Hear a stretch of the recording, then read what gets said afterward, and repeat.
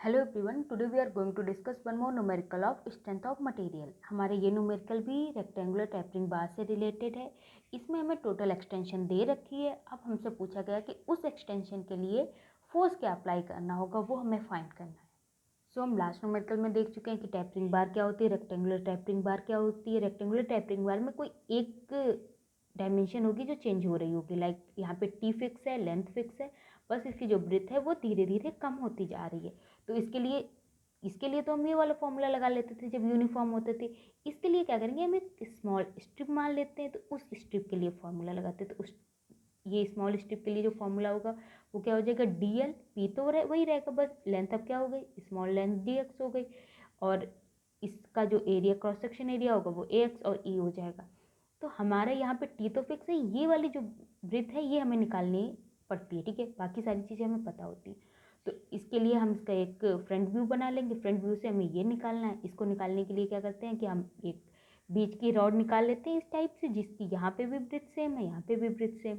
बाकी ये वाली हमें ये वाली और ये वाली चाहिए। ये जो बी है तो ये भी बी है, तो ये भी बी होगा। बस हमें ये एम मिल जाए तो हमारी ये जो टोटल है BX equal to B plus 2M वो हमारा आ जाएगा। तो M निकालने के लिए हम यहाँ पे सिमिलर ट्रायंगल की प्रॉपर्टी यूज़ करते हैं। सिमिलर ट्रायंगल की प्रॉपर्टी से हम यहाँ पे M निकालते हैं, देन 2M निकालते हैं, देन B प्लस 2M निकालते हैं।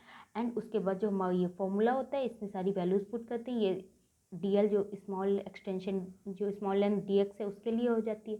टोटल निकालने के लिए क्या करना होगा कि हमें इसको इंटीग्रेट कर देना होगा 0 से L लेंथ तक की। जब हम इसको टोटल इंटीग्रेट करेंगे टोटल एक्सटेंशन के लिए, तो हमें जो फॉर्मूला मिलता है वो ये होता है। अब हमारे क्वेश्चन में हमें डेल्टा एल दे रखी है, पी निकालना, तो इस फॉर्मूले से हम इजीली निकाल सकते हैं। लेकिन हम अपने न्यूमेरिकल में इसको दोनों तरीके से सॉल्व करेंगे। लॉन्ग मेथड जो ये वाला मेथड है इससे भी सॉल्व करेंगे और डायरेक्ट फॉर्मूले से भी निकालेंगे। Our numerical is the extension in a rectangular steel bar of length 400 mm and thickness 10 mm is found to be 0.21। जो डेल्टा एल फाइंड है वो 0.21 हो रहा है। The bar tapers uniformly in breadth from 100 mm to 50 mm। If E for the bar is this one, determine the axial load on the bar। जो load लग रहा है वो हमें फाइंड करना है। तो सेम हम एक स्ट्रिप मान लेंगे। इस स्ट्रिप की जो ब्रेथ है वो निकालने की कोशिश करेंगे। तो उसके लिए हमें इसको 3 पार्ट्स में डिवाइड करना होगा। M निकालेंगे, देन 2M निकालेंगे, देन 2M प्लस 50 निकाल के हमें जो ब्रेथ आ रही है इसको हमने यहाँ पे डेप्थ DM से रिप्रेजेंट किया, तो ब्रेथ हमें मिल जाएगी। अभी ब्रेथ आ गई है तो ये जो होगा इसका जो क्रॉस सेक्शन है वो निकालना होगा। तो क्रॉस सेक्शन के लिए लेंथ इंटू ब्रेथ करना होता है। तो ये इसको अगर लेंथ मान लेते हैं, इसको ब्रेथ मान लेते हैं, तो ये T है और ये हमारी अभी हमने फाइंड किया यहाँ पे ये आ रही है, ठीक है।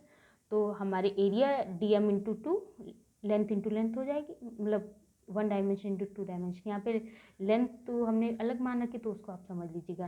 क्रॉस सेक्शन ये इंटू ये हो जाएगा, तो वो हमने कर ली। ये जो थिकनेस की थी उससे मल्टीप्लाई कर ली, तो एरिया आ गया हमारा।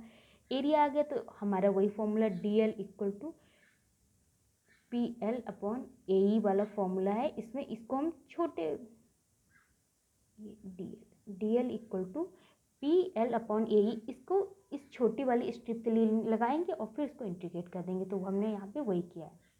सो हमें डेल्टा एल की वैल्यू दे रखी, तो डेल्टा एल की वैल्यू दे रखी तो वो हम पुट कर लेंगे, और पी की वैल्यू जो नहीं दे रखी है वो हम फाइंड करने की कोशिश करेंगे, जो कि हमें 75.75 किलोन्यूटन मिल जाएगी। तो ये तो बड़े वाले मेथड से जिसमें हमने पहले जो इसकी एक स्मॉल स्ट्रिप के लिए लगाया उसके बाद फाइंड किया। और अगर हम डायरेक्ट फार्मूला लगाना चाहें तो हम अभी देख चुके हैं ये फार्मूला हमारा होता है। इसमें हमें जो DL है वो दे रखी है, तो P निकालना है, तो ईजिली P आ जाएगा जो कि 75.75 किलोन्यूटन है। आई होप आपको समझ आया होगा। Thank you.